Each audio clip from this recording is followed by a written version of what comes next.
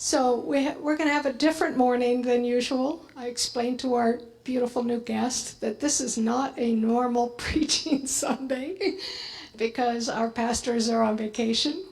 I am more of a teacher than a preacher, but I promise you, if you hang in to the end, you'll get some really good preaching.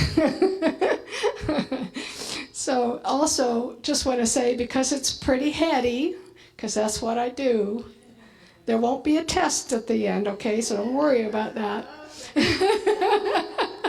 But we are going to have an intermission about halfway through, just so you can clear your head. I'll have my beautiful husband take up the offering, so that'll give you a little time a little space to breathe. Fair warning. So as usual, I have my props, and they're going to play a role. This one I'm not going to turn around yet because I'm pretty sure you're going to get scared when you see it.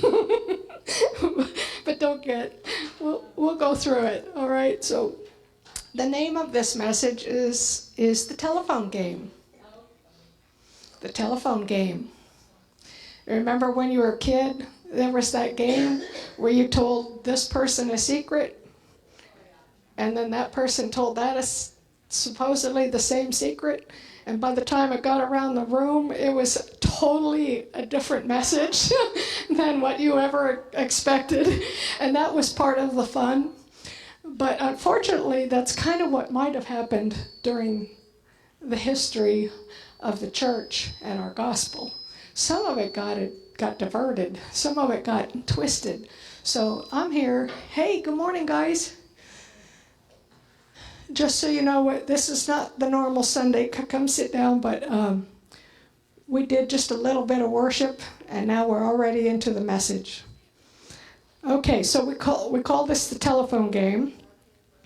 Okay, so just think about that when it comes to theologians and philosophers and interpreters of the divine message.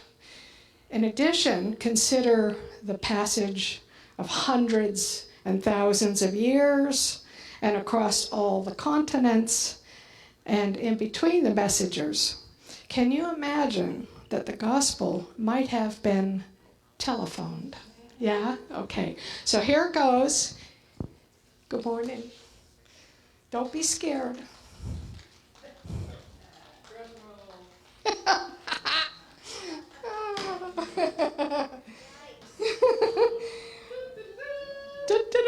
If you can't see that, I'm sorry.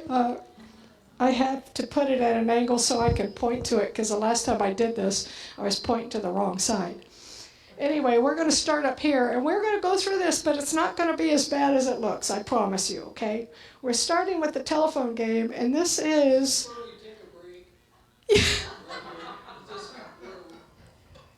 What? Are you already intimidated? Whoops. So this is the operator's switchboard. That's what I'm calling it, because that's kind of where everything gets twisted up here, all right? Oops. So, let's do a little spelunking. Does anybody know what spelunking is? That's right, cave diving. We're going to spelunk. I have spelunked. Have you spelunked? We're going to explore 6,000 years from 4,000 BC to 2025 in an hour. You think we can do it? Don't be scared. It's not going to hurt, all right? That's what my sister used to tell me. Don't be scared, she'd say. And then she'd take me on this wild carnival ride, you know. That's where I lost all my fear, because it was like normal, all right? Anyway. So, did you know that I got this from AI, as of 2025, there are 50,000 different Christian denominations worldwide. Yeah. That means that there's probably 49,999 that don't believe what we believe. Right? That's what I'm saying. Everybody has a little bit of a different take, okay? So, they might believe a little differently than we do about God's nature. So the only thing we do have is in common is that we all believe in Jesus, because I did say Christian denominations, right? Most of us have all read a Bible of some translation. That's what this little thing stack is for. So page 1, no, I'm not going to do that to you. I'm just teasing. Which version did you get your telephone message from? These are all different, and there's way more. I think, who told me there's 130 versions or something like this, translations? You know, we're currently using the Mirror, but you know, there's the King James and the Passion and the Amplified, the revised, I mean, you name it. Okay, so they all have just a little bit of a different message. So which one of these should we believe? How did you make up your mind on that? Okay, so the reality is that we all differ in our culture, in some historical events that we'll talk about, in our languages, in our revelation, our interpretations of the written word over time. Perspective is everything. For example, are you reading with a Greek or Hebrew or Latin or an English kind of a twist? Because they do all make a difference. Are you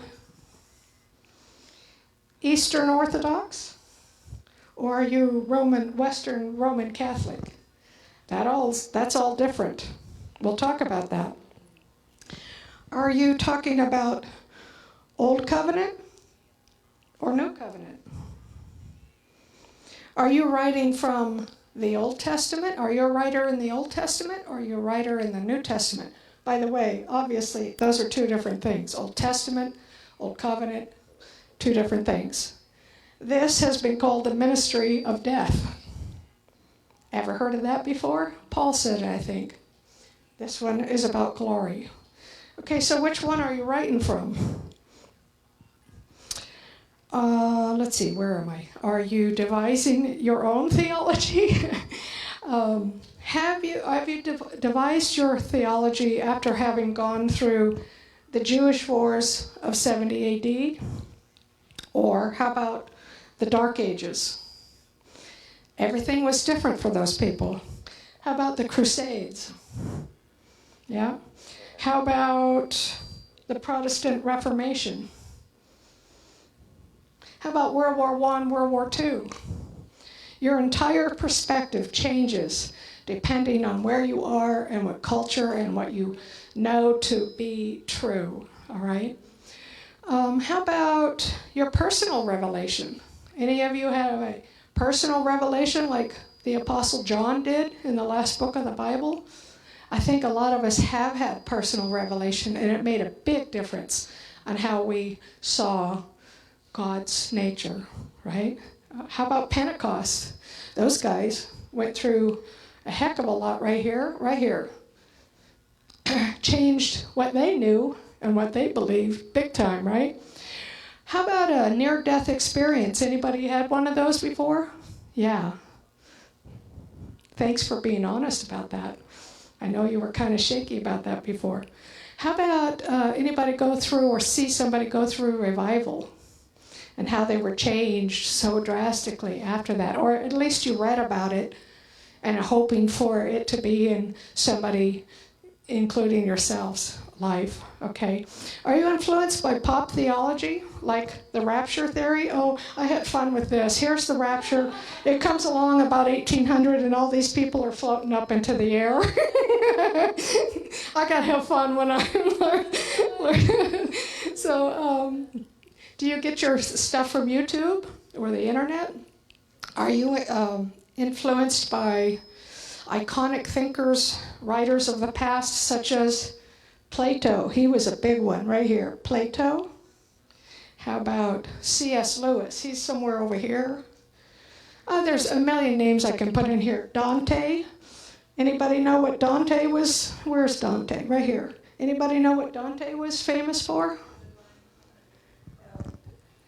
The Inferno. It's the Inferno. Yeah, that, yes, you're right too, yes. Those all influenced all of us and all of the church. All of that stuff that I just mentioned. How about Egyptian pharaohs? Look at those are the those are the pyramids. Okay. How about Roman emperors? Here we got Emperor Constantine. He changed everything. How about English kings? King James and King Henry VIII. They changed everything. They even wrote a Bible in the end with their little agenda. We'll talk about that in a minute. Okay, so anyway, you're getting the idea. All these things and more you can tweak your understanding of God and His nature and His Word. So it's entirely understandable that doctrines differ. That's why we spelunk, all right? Just think of how many interpretations there are in the book of Revelation. All right? Who's right and who's wrong? I think you talked about this either last week or a couple. I believe everybody carries a facet of the truth. And when I say truth, you might as well insert the word spirit. Truth equals spirit. So I'm going to say truth. We can take truth/spirit, but you understand what I'm saying. Truth. What is truth? What is the spirit of truth? But we're going, but exploring truth's possibilities is what keeps things interesting, yeah? There's never a dull day when you're seeking the truth. So we're here to explore deeply into some history. Some of the things I'm going to say are factual. Some of them are historical, and some of them are opinion. And you will very much know the difference, because when I insert my opinion, it's usually pretty bold and audacious. All right, so do we have to agree on everything? No. But I do ask that you hear with an open heart to learn and discern what truth is saying. What is the telephone message to us? Okay? So I think back what I personally believed about 10 years ago, I would consider to be a heresy today, especially in regards, and I'm just going to throw out some big names here, salvation. What is salvation? What is the atonement? And what is hell? Ooh, those are biggies, right? And it took me a lot of spelunking to finally land somewhere. And I'm going to share some of that with you, but not in detail. We're just going to touch, okay? So the more I learn, the deeper my relationship with the Father gets. I have purposefully explored, and God loves it when we do that, because that's our growth. That's how we grow.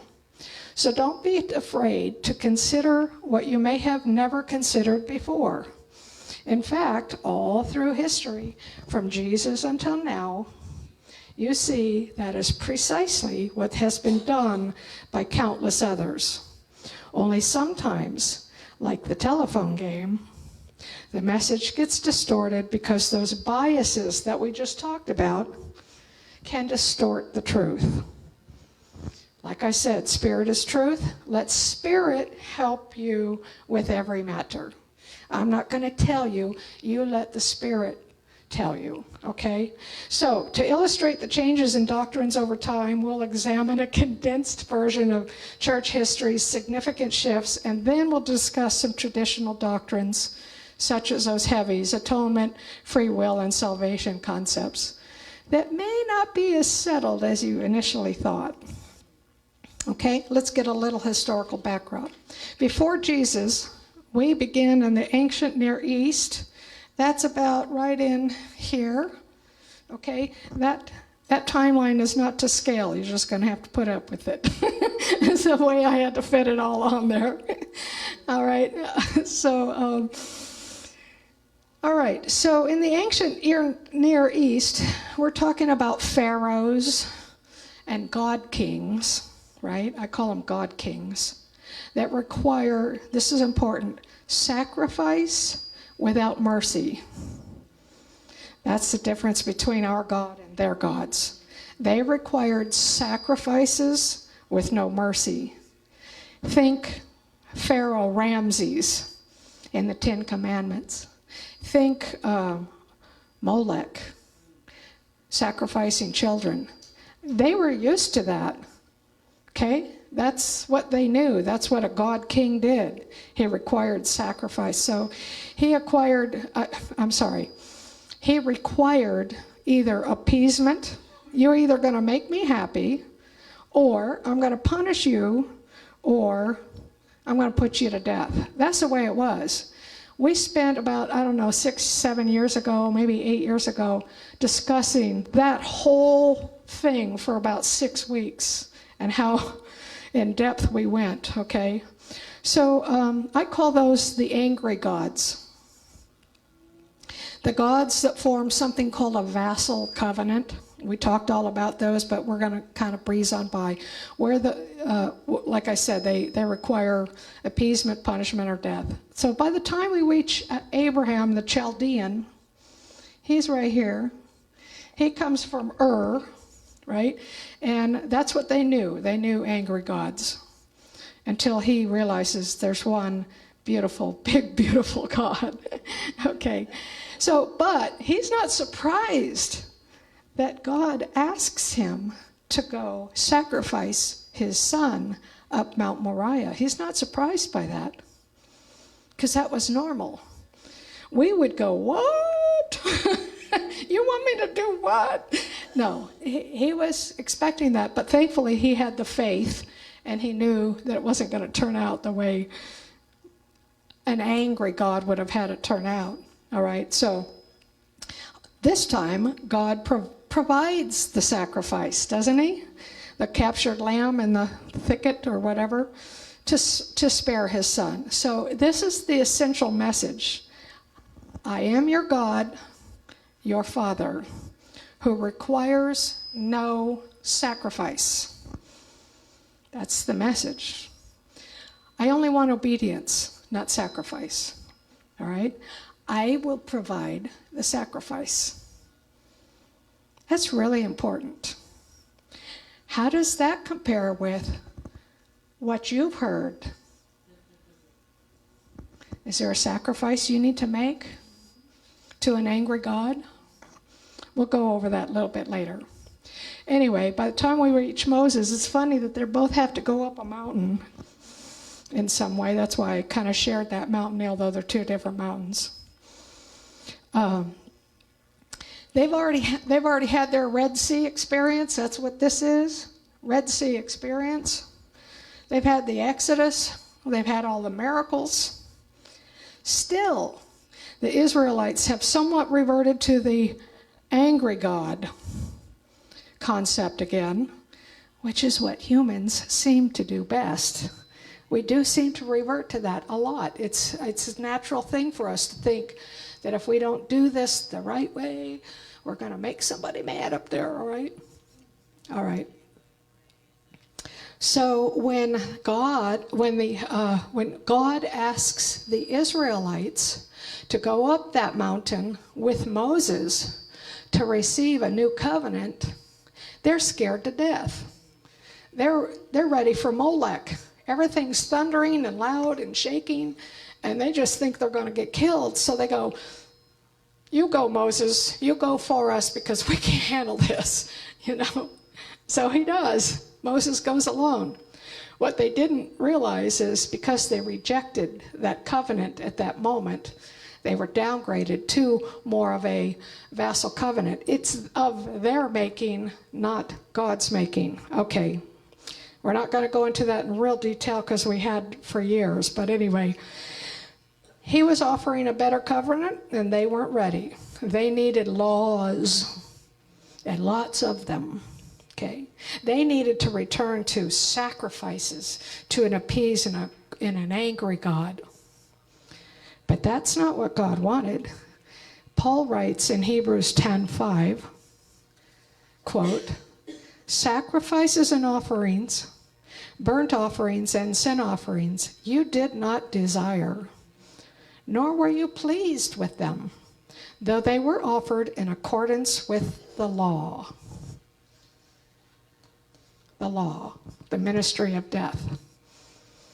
Okay, so God meets us where we are. They seem to need that. They got that, unfortunately, all right? So in that verse right there, Paul is quoting Psalm 40, Old Testament. And he applies it to Jesus, showing that his obedience and self-offering fulfilled. Jesus' obedience and his self-offering fulfilled what the sacrificial system pointed toward. You guys get that? Okay, I don't want your sacrifices. I want your obedience. Jesus is going to show you how. Okay? So I'll just read Psalm 40 real quick. Sacrifice and offerings you did not desire, but my ears you have opened. Burnt offerings and sin offerings you did not require. Then I said, this is Jesus, here I am, I have come. It is written about me in the scroll. I desire to do your will, God. That's the obedience. Your law is within my heart. That's what he wanted all along. Paul understood that finally. Jesus understood that immediately. Okay, so this psalm emphasizes that obedience and a heart aligned with God's will are more important than ritual offerings. What do I mean by ritual offerings? That could be just about anything that you think you have to do to appease God.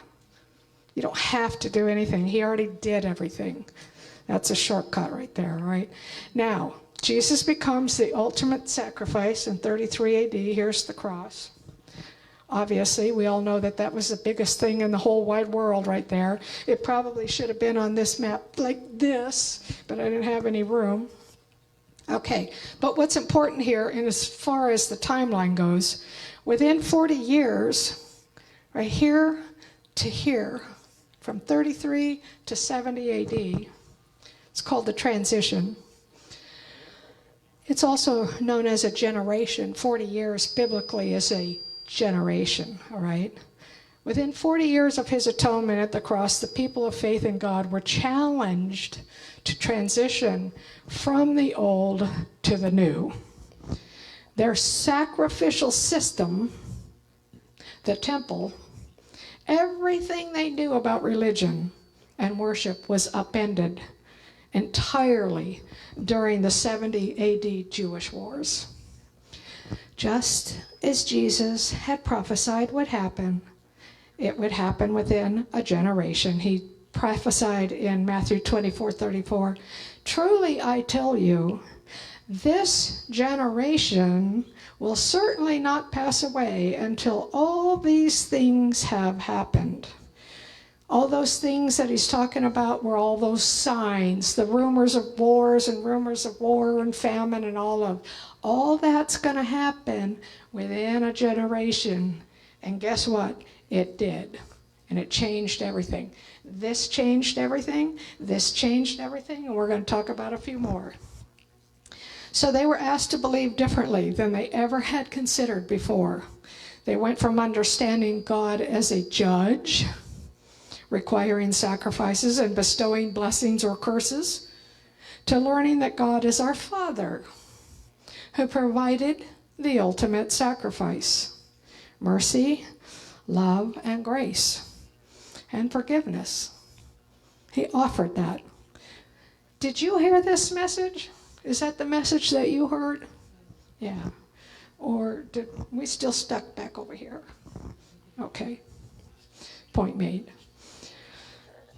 Okay, so they went from obeying the Mosaic Law and its 10 commandments, its 613 laws, because they wanted laws, tell us what to do and how to do it, when to do it, and so we can make you happy. They went from the blessings and the curses and the high priests and the sacrifices to learning about Jesus and the better new covenant, with no sacrifices and one kingdom law. Everybody know what that is?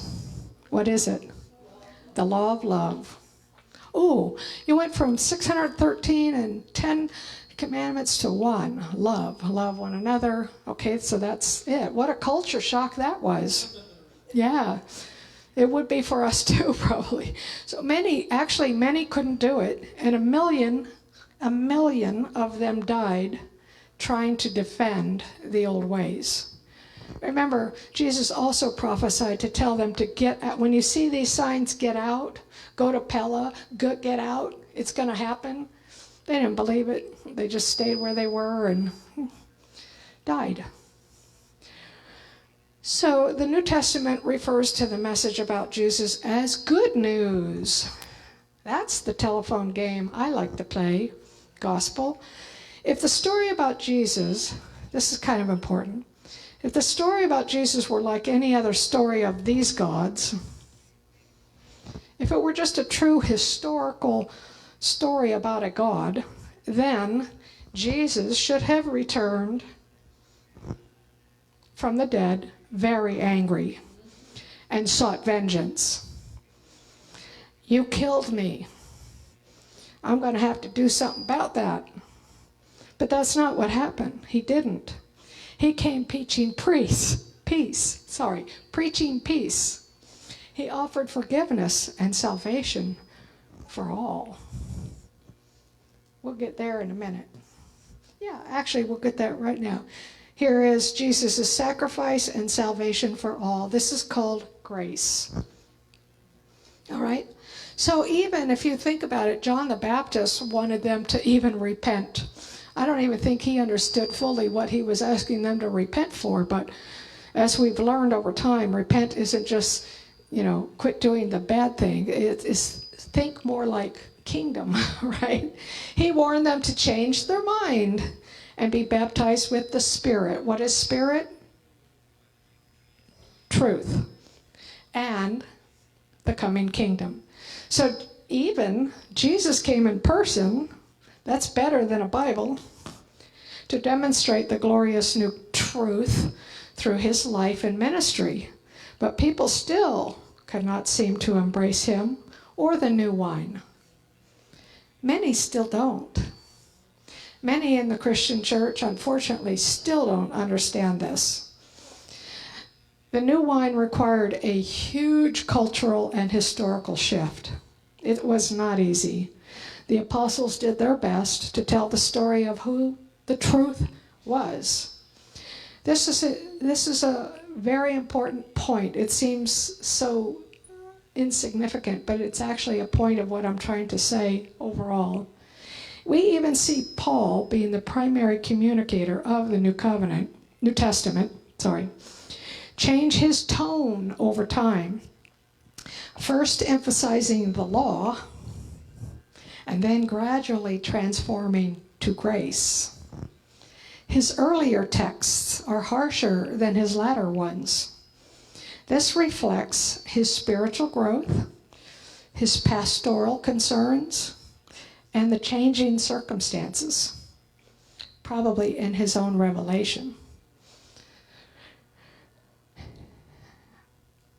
I'm thinking of something, I'll get to it later. Okay, early in his ministry, his letters, like, let's say, Galatians, were often fiery and confrontational, and especially when addressing theological disputes.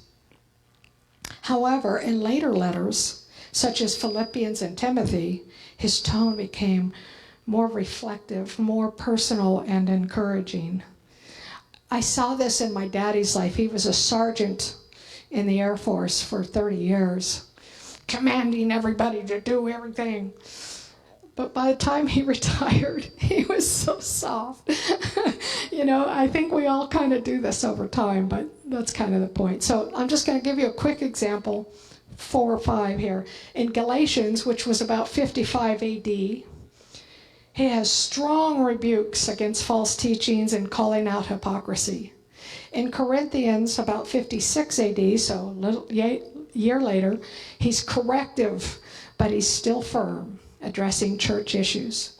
The next year, in Romans, he's more theological, explaining salvation with depth.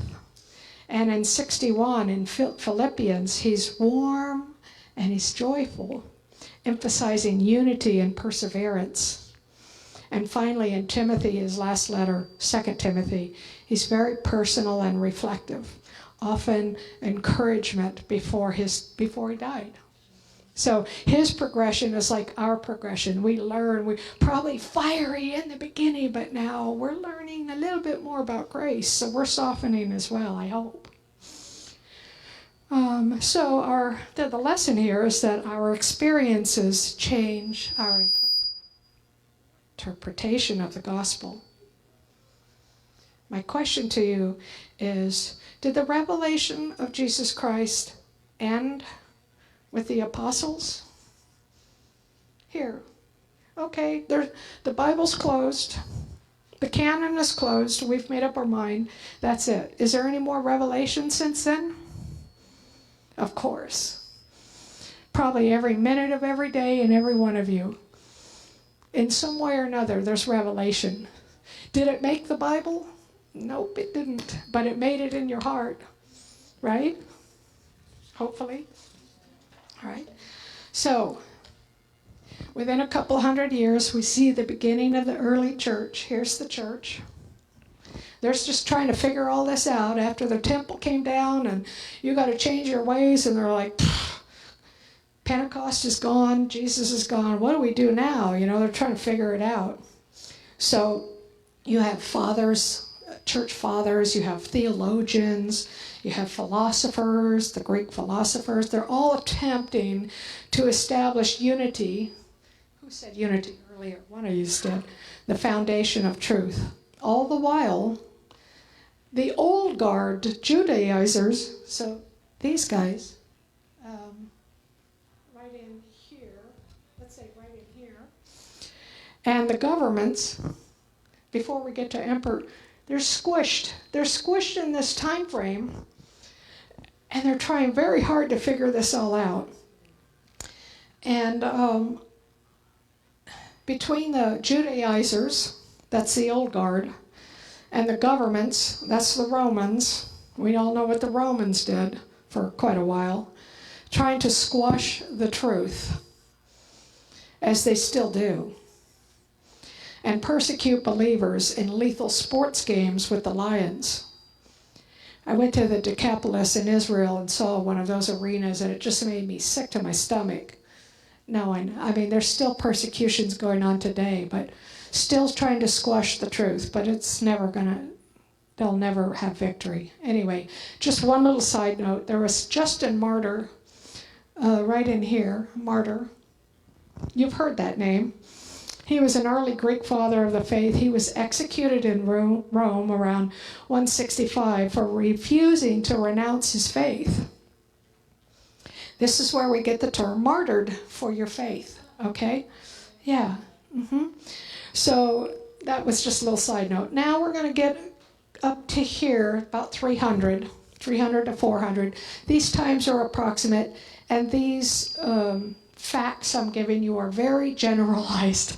Otherwise, we'll be here till next year. Okay. Anyway, emperor meaning law, government.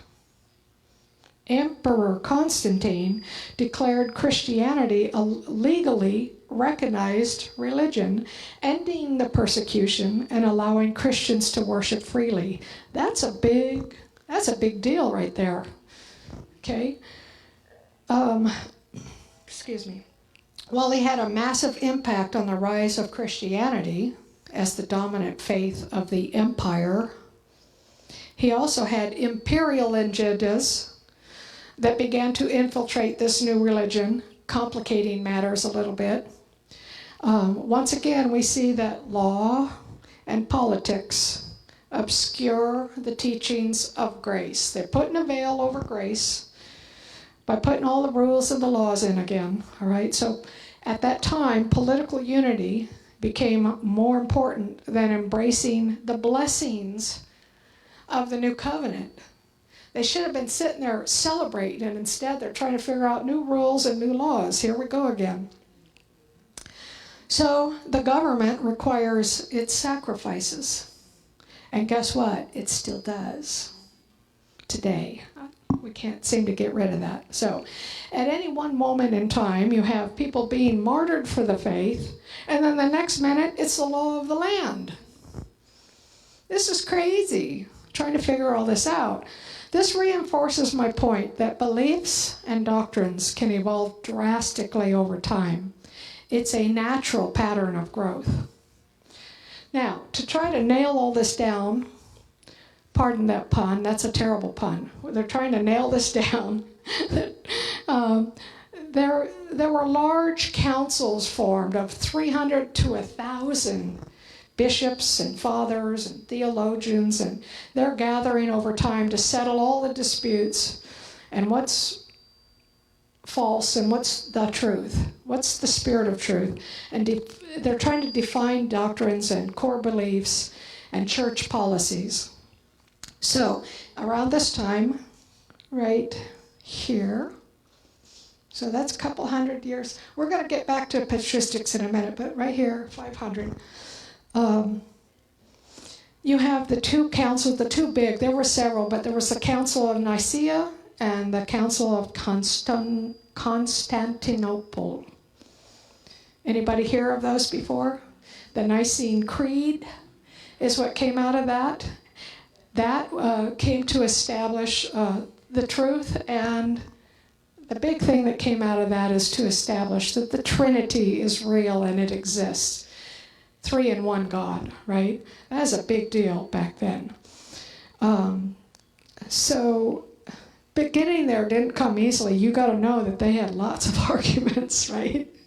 I'm not sure we could accomplish this today, really, to tell you the truth. All right, so this created tension between the doctrines they have established called, these are 2 new words you can put in your, I know you've heard of orthodoxy.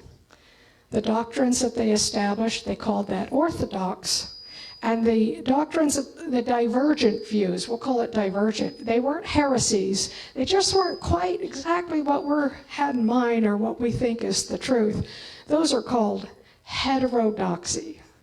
They're not heretics, they're heterodoxy. There were some heresies going on at the time. One was called Marcionism and the Gnostics. And everybody were fighting about that because it was crazy what they were saying, you know. Anyway, so there's always lots of arguments going on. So most of the early fathers were of Greek origin, right here.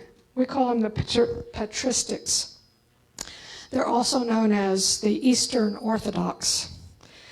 And they had a significant influence on our understanding of God, which remains true today. I'm going to name drop because these oracles of God were giants of wisdom who helped lay the foundations for the development of Christian thought. There's Origen, here they're all right here. There's more than that, but those were the biggies. Origen, Gregory of Nyssa, John Chrysostom, Basil the Great, Justin Martyr was in there, Polycarp, Athanasius, Irenaeus, Clement of Alexandria, and Augustine.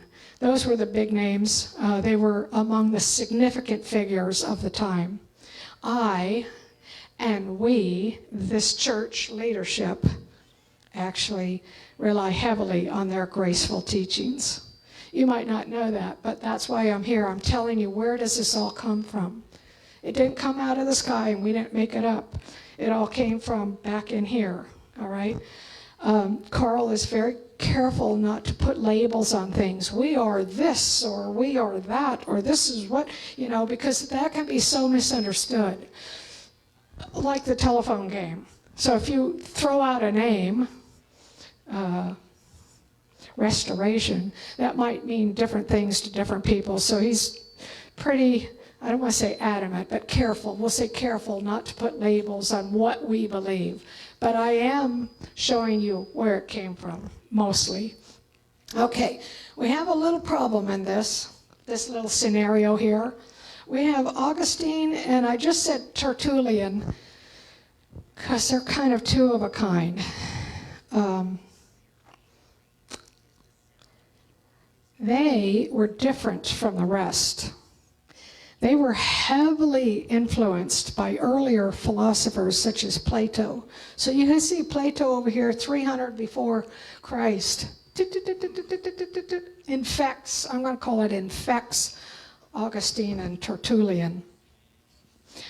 They viewed Plato, everybody's heard of Plato, I think, the Greek philosopher.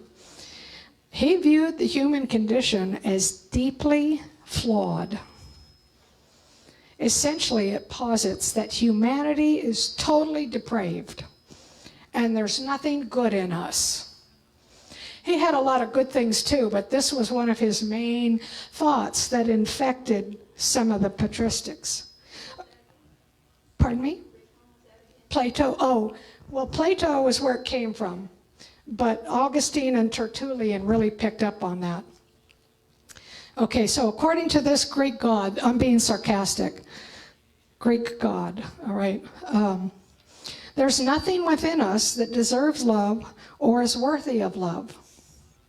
God loves us out of sheer willpower and not because he finds something about us that's lovable. That's a sad statement. That is not understanding the message. Well, of course, anyway, the message as we know it wasn't long at that time, but anyway. So additionally, Augustine, okay, this is funny. This is where I told you sometimes I put my opinion and you'll know it. I'm calling him Palpatine, like the Sith Lord. That's funny. He's a bad player when it comes to the understanding of God's nature. Okay. He also underwent significant personal struggles. Like, as I understand, his father beat him. He had a terrible beginning. Like I said, our beginnings, really, our culture, our everything, changes everything we know about God's nature, all right? This is the perfect example, all right? He struggled in his early life, which profoundly shaped his theological perspective. He was the first to teach the doctrine of original sin.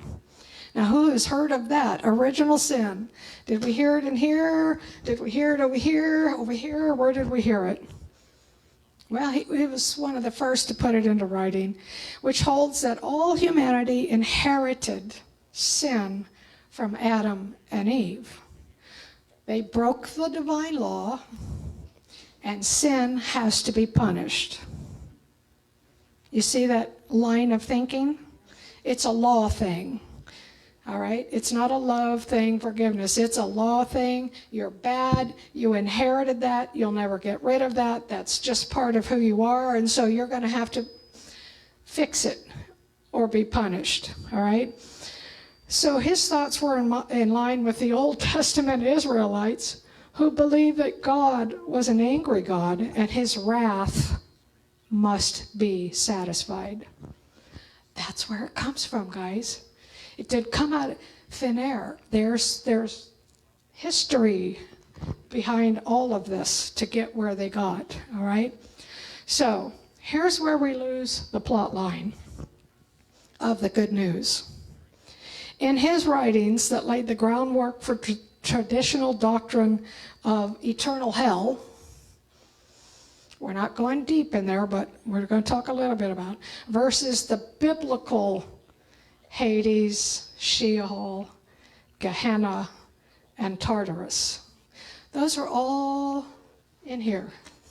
Those are all biblical terms, but not the hell that we have come to understand. Just going to say that, okay? Most of the church still believes in the bad news of eternal hell today. Most of the church. So I guess in that respect, we're heterodoxy, all right? We see the return, or I see the return of the dark side. Remember I said he's Palpatine? We get the return of the dark side of theology developing from his teachings. He described hell as a place of everlasting punishment, later known, we'll talk about that down here, as eternal conscious torment for the depraved. It's for the depraved, the damned, the unwilling, didn't say the right word. That's what eternal hell is for. So, the sin baggage was reconstituted as if Jesus' finished works hadn't happened or its significance was minimized. Listen to this, important. Adam's curse was still greater than the restorative work of Jesus in their minds, in most of the church's minds.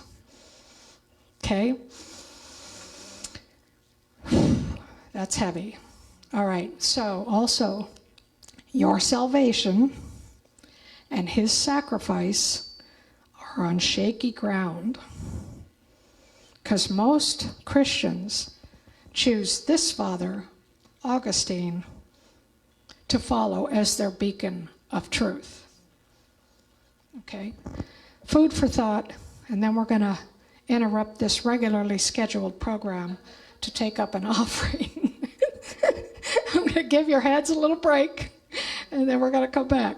But food for thought. You guys fill in the blank here. This is a test. Brandine, I told you there was no test today. There's a little test. It's okay if you can't answer this. The wages of sin is death. Very good. You guys got an A+. The wages of sin is not eternal conscience torment. It's death. We're not going much further than that. I just wanted to give you that little thing right there. But I have a spoiler alert. Oh, this is heavy. Put your caps on, and then we'll take a break. Hell and death get thrown in to the lake of fire in the end of Revelation 20. So there's a twist for you. If it did exist, it got thrown into the lake of fire.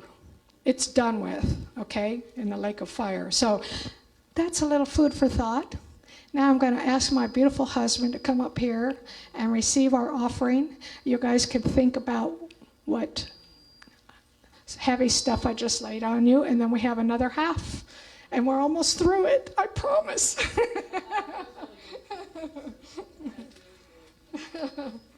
Okay. God, I love her. Because I want to go on.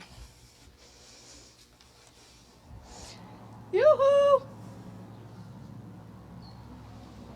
Okay. They'll just have to miss out. I'm going on. Okay, so. Oh, I have such good news right now. While you were gone and while we were playing, we just skipped over the whole Dark Ages. Congratulations. You don't have to know anything about that except for the fact that it was dark, which is right in line with Palpatine and Augustine and all the Greek angry gods. Okay. So now we're going to fast forward a few hundred more years. Hey, you guys, you just missed the whole Dark Ages. Just kidding. All right. So other than the Dark Ages, which is a bunch of war on Earth, you have from 500 to 1054 kind of quiet on the home front in as far as theology goes, but not really. So I learned about this recently. I have never heard of this, but it's so significant in my opinion. Something called the Great Schism happens in 1054. It's huge. And why haven't I ever heard of this? I don't know. But anyway, we're gonna teach it today. So, this is where the East separates from the West in the accepted doctrines. So I only put this on the east side of the board because it's the East and that's the West. I probably should have turned them around, but it just didn't make logical sense. So we've got Eastern Greek Orthodox, and we have Western Roman Catholic. I did not know there was a formal split in the 1054 called the Great Schism. Okay, so why does that matter? Their truths were very different. Okay, the West was more influenced by Augustine. That's why you see this going do, do, do, do, do, do, do, do. All right. And the focus here, I'm losing my place. Sorry about that. I'll go find it. Okay. Okay, the focus here is on sin, and it emphasized the need for behavior to be punished and corrected. Sin, punishment, correction. It's a return to the sacrificial system, if you want to look at it that way, or the law. The East was more influenced by these guys, the rest of these guys. The patristics, they influenced the Eastern Orthodox Greeks.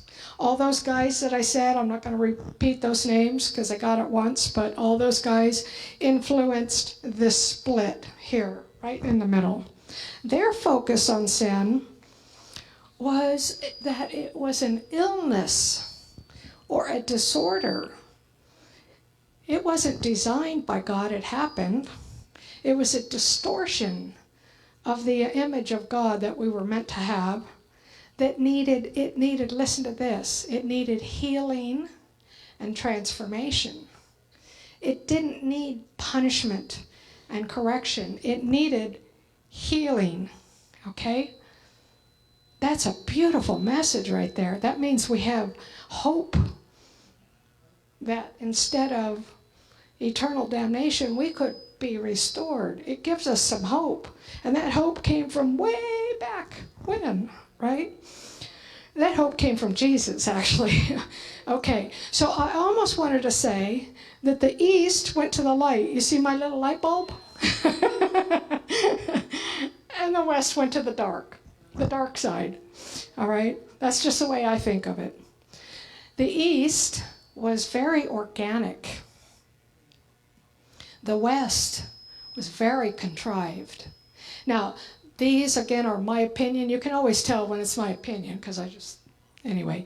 The East was about grace, and the West was about law, right? The East focuses on ultimate restoration.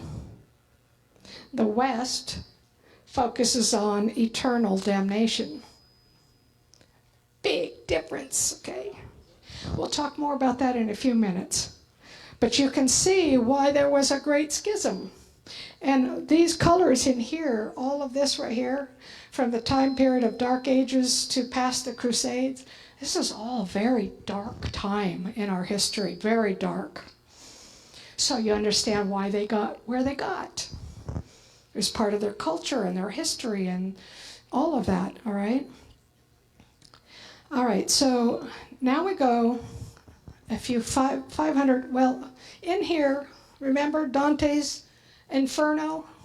He writes literature, and he's the one that gives most of the church the idea of what this burning hell looks like, all right? Of course, there's some biblical stuff in there, and I'm not going to spend a whole lot of time there. I'm not going to say it's without thought, but he was big in describing what that hell was like. And then, of course, you have the Crusades here, which were very ugly. So now we're going to get to another huge shift. I'm sorry if you can't see that. Around 1517, okay, we have what's called the Reformation. It starts with Martin Luther nailing his 95 Thesis on the wall of the Catholic Church because they hated what the Catholics were doing to religion. They hated it.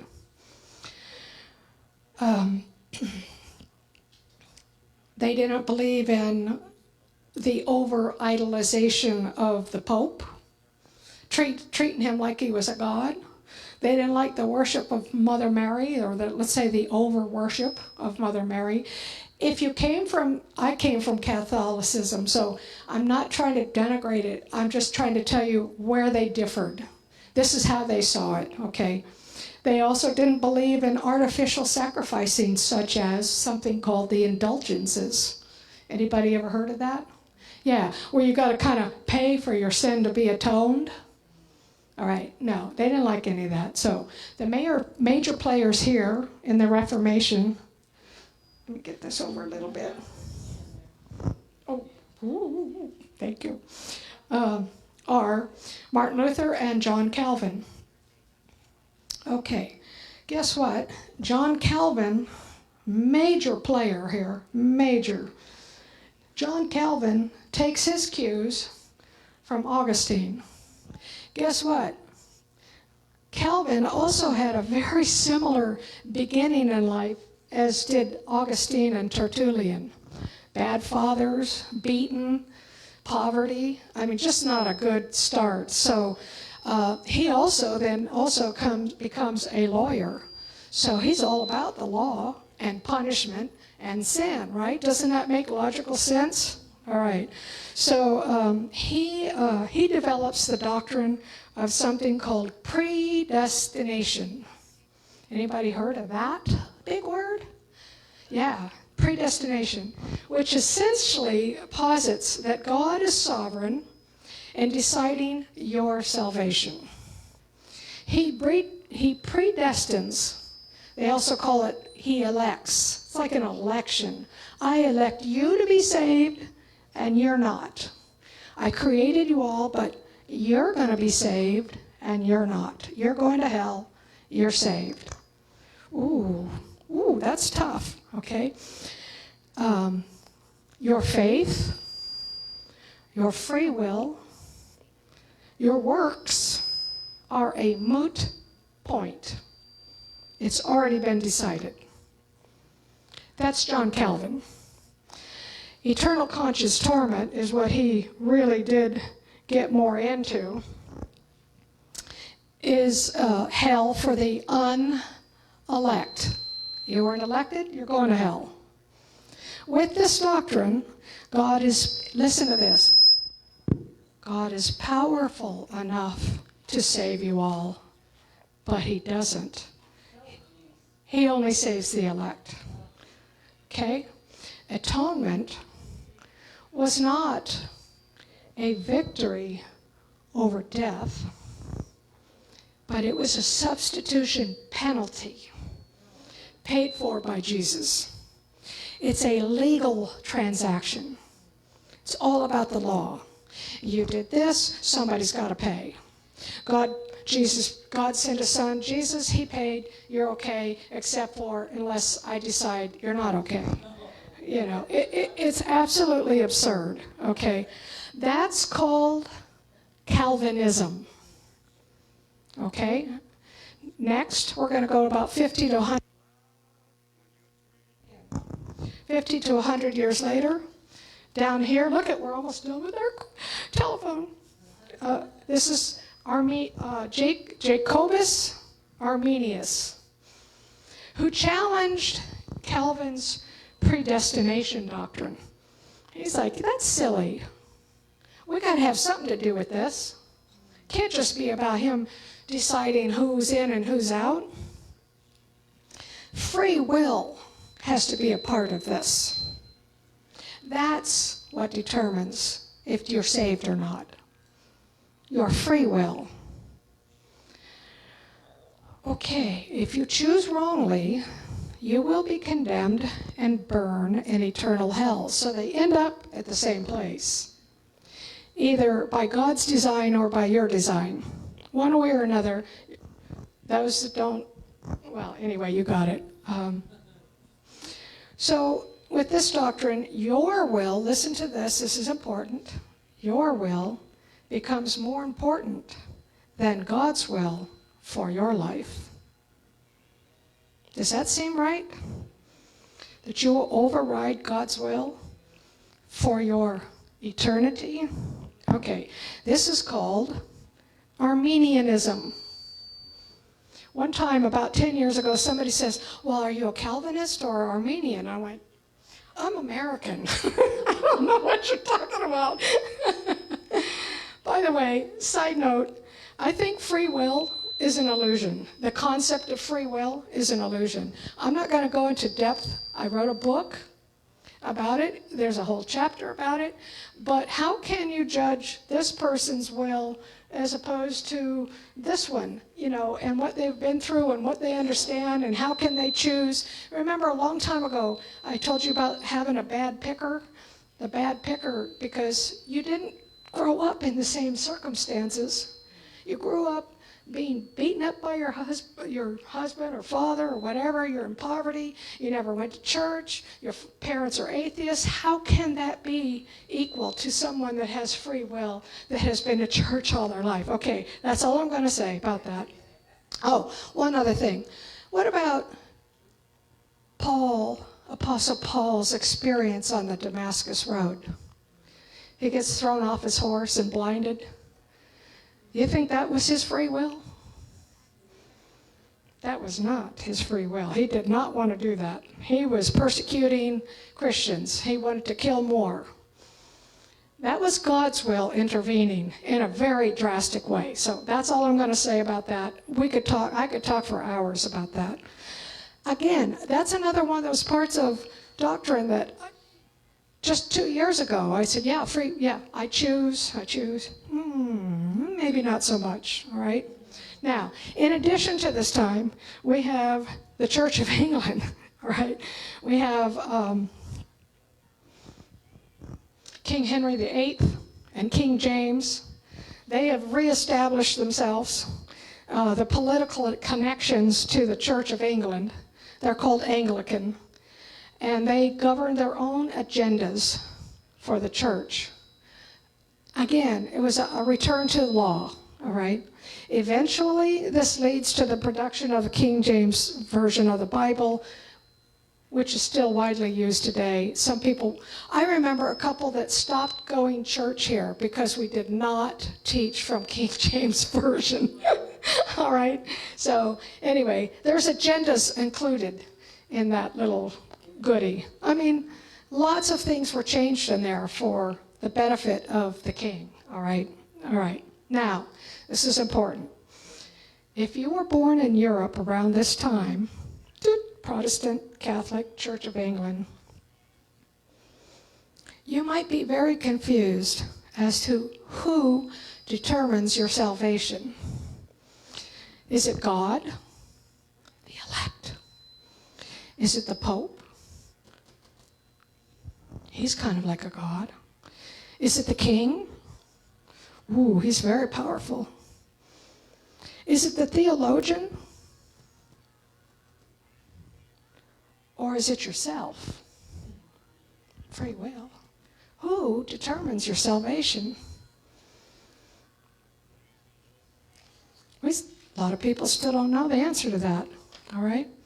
So, besides the sin characterization that these guys have, everything's about sin and bad, and you're just bad, and you're all of that. Adam's curse, it's a disorder, whatever. You can see the vast differences in biblical concepts that developed between the East and the West. Is it about restoration? Or is it about condemnation? I don't know. You let the Spirit of truth tell you. Now, this is going to get real heavy for a few minutes. Just bear with me. We're going somewhere with this. I am going to compare and contrast three things: atonement, hell, and salvation between the two. Is that okay? All right. Eastern Orthodox. The dominant, we're talking about atonement right now, the sacrifice. What was the sacrifice? What was it for? What did it accomplish? What was it all about? For the East, it's a model called Christus Victor. We've heard Patricia and Carl talk about Christus Victor. If you just take that word, Christus Victor, it tells you something good's happening. Christ, victory. right? And that's what it was about. It's Christ's cosmic victory over death and the bondage of sin, or call it illness. He is victor over that. That's something to celebrate. Atonement is not about satisfying divine wrath, but it's about restoring creation and healing humanity. Christ tramples down death by death. His own death destroys death and unites human nature to divine life. That's what he did in the sacrifice. This is where he sets the captives free. We've heard about that. The problem is, just like with our very own United States Emancipation Proclamation, those slaves didn't even know they were free for probably almost 2 years. They were still slaves. We had to tell them again. Just like you have to be told again, grace, not law. No sacrifice where there was sacrifice, all right? It's just like that, okay? So, yeah, they didn't hear the right phone message, those slaves, and it took them many years to figure that out, to realize there was actually good news. Yeah. Now, Western Christianity, when we're talking about the atonement, what was it? What is atonement? What is the sacrifice for? What did it accomplish? The most common models, I'm just going to throw them out, are the satisfaction theory and the penal substitution theory. That comes from this bunch down here, Calvin. Okay, it emphasizes that Christ bore the punishment from an angry God, or satisfied the justice of God on our behalf. You can hear law all throughout that, okay? It's all about law and persecution, really. The cross is viewed as a legal transaction. It's a legality, not a loving action. It's a, got to do it because Adam and because, you know, you fell and got to get it back, all right? It's a courtroom. Christ pays the debt or takes the penalty we deserve for an angry God. He's our scapegoat. So we're okay now, unless we're not. Unless God says we're not, or unless our free will doesn't choose. Okay, that's atonement.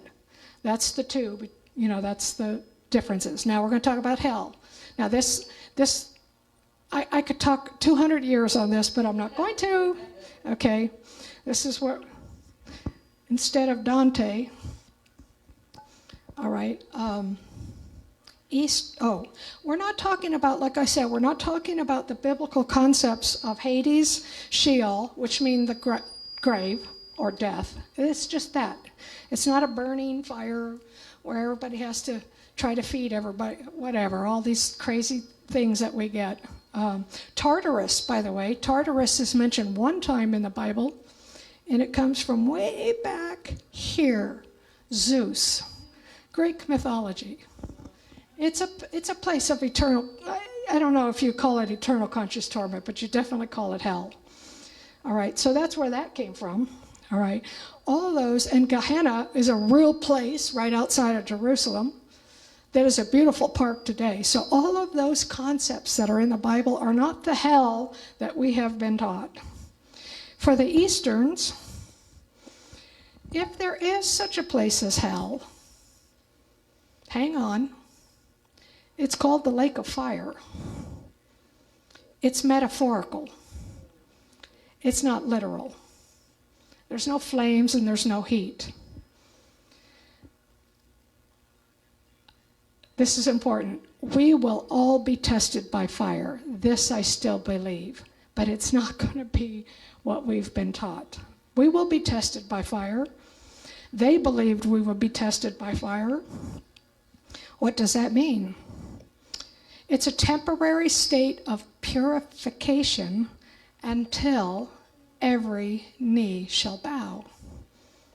in gratefulness to God's grace, mercy, and love. Ooh, that's not what I heard. Something to think about.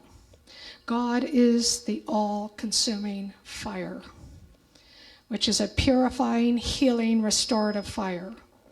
It's the refiner's furnace. We've heard this before. This is where the good news actually is good news. Clement of Alexandria, this guy right here, he called it wise fire. I wrote a book this year. That's the title of the book, Wise Fire. Hardly nobody knows what it is. I only learned what it was, and I loved it. It's wise fire. Okay. By the way, just think about this lake of fire stuff in this. I just go put this out there. You guys think about it. This is all done posthumously, meaning after you die. Okay? This is why the gates of Jerusalem in Revelation never shut. Ooh. That's a great book by Brad Jerzak, by the way. His gates will never shut after death. Ooh. Okay, we're going to move on to the Western in hell. This is an eternal state of the unsaved or the damned, either by free will or God's will, who will be consciously tormented by fire for eternity. This is the outer darkness where there's weeping and gnashing of teeth. This is where justice is served. This is where the good news turns to the bad news. God does not have complete victory here because his will, which is that all be saved, was not fulfilled. According to many denominations, at least 95% of humanity will end up here. That's not good news. You're going to hell if you don't repent. 95% of humanity. That's not a very good batting average for God. Okay, we're going to move on to salvation. And believe it or not, we're going to be wrapping it up pretty soon. Hang in there with me. Salvation. Eastern.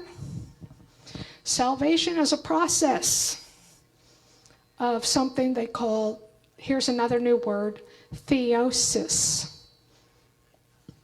All are becoming partakers of the divine nature.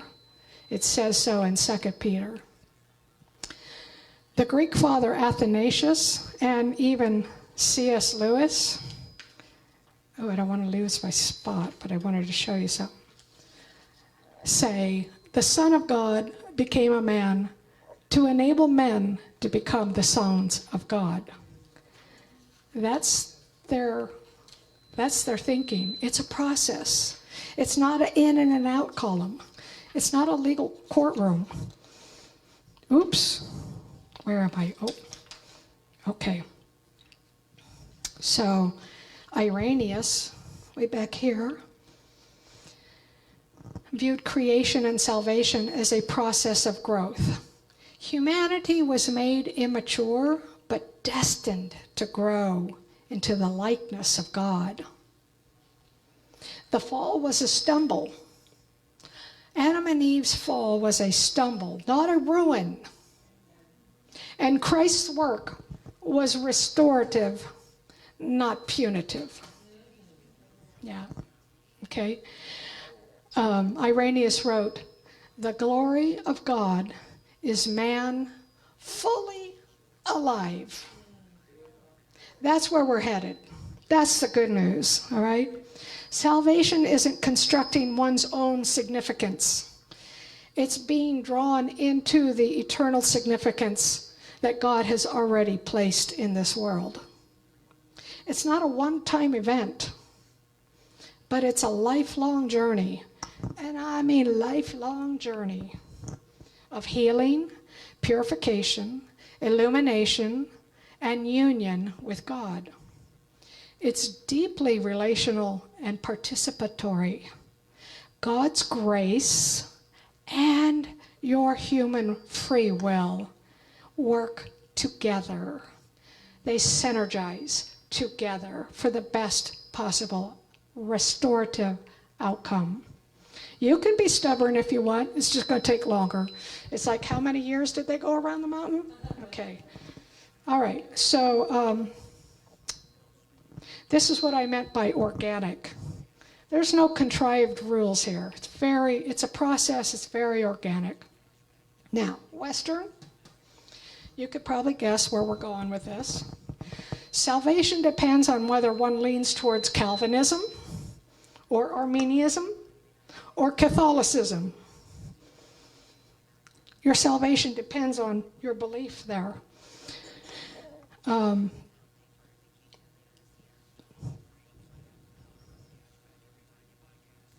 The process is much more legal.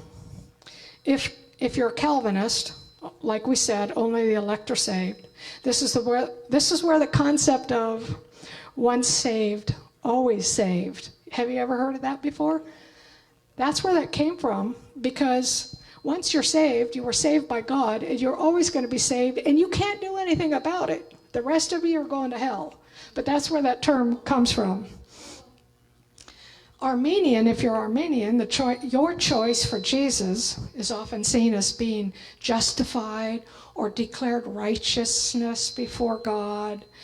You have a born-again moment, and it's usually declared out loud. You say words. You might be baptized. There's a conversion following with sanctification over time. So that's a process too, but it has a lot to do with your works. So beware, you can lose your salvation in that, okay? Once saved, always saved. It's the opposite here. You can lose it. Beware. You might have said that word once, but that might not last if you're still bad. Again, my opinion. All right. So Catholicism includes a process of sanctification, but retains a more formal framework than Orthodoxy, which includes baptism, reception of the Holy Communion, confession, penance, rosaries, devotion to Virgin Mary, among others.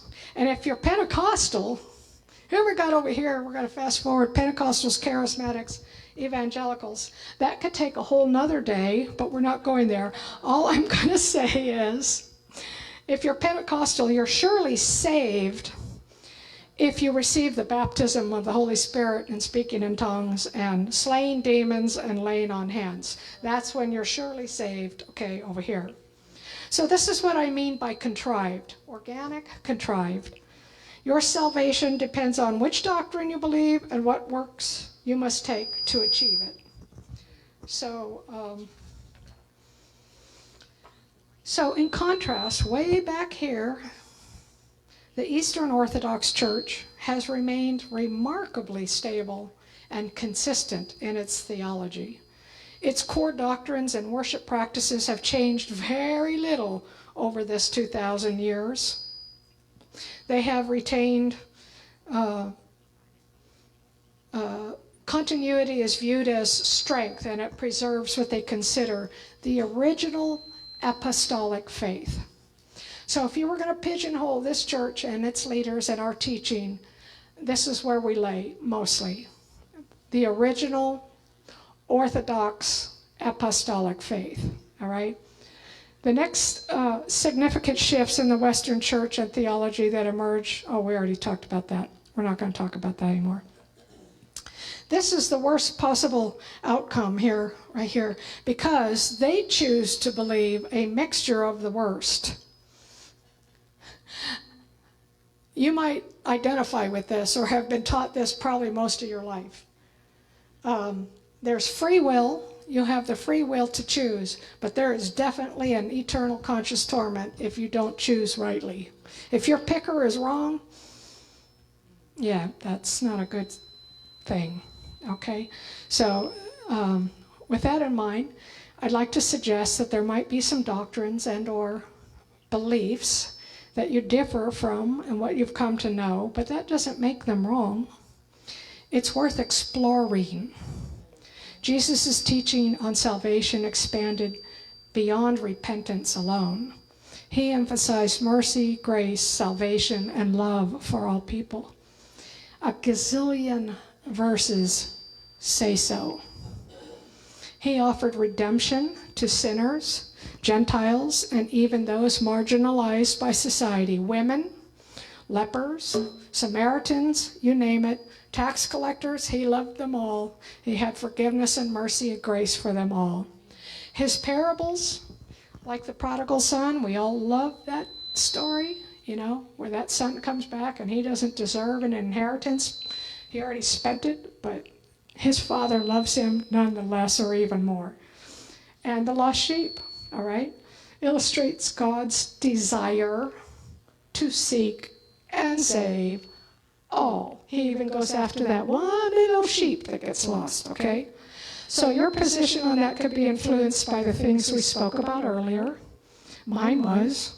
My point in all of this is that the circumstances of your upbringing, including when, where, why, how you grew up, would have significant influence on your beliefs about salvation, free will, and atonement. What did you hear? Where did you hear it from? What does that all mean to us? Our task is to discern between myth and truth, or gospel, spirit of truth, rightly dividing the word of truth. Theology for us is no different from what it was for the apostolic church. In both cases, for us and them, it's about, listen to this, hearing how God is different from other gods. Ooh, that's very important. How Jesus' death and the announcement of peace and forgiveness in his resurrection and appearances, and it turned everything upside down, right? The gospel is that simple. As we align with our new identity, the Holy Spirit actualizes what we behold. This is what Patricia is always talking about, that subjective, objective thing. As we become, as Jesus is more revealed to us, and the message of grace is more in our heart, it all becomes real. It's reality. It's not just I wish I could, it's a reality. So we become participants in God's nature by participating in the relational union of the Trinity in the present moment. We share in that bliss. So even so, Christianity is being rethought from this perspective today. Call it the finished work of Christ. Call it grace preaching. Call it what you want. There's lots of names out there. There is a resurgence occurring as many Christians give up the old sacrificial God of Christendom for the revealed God, the non-sacrificial, loving Abba of Jesus. So here we are, 2,000 years into the game. You didn't think we'd ever get through, did you?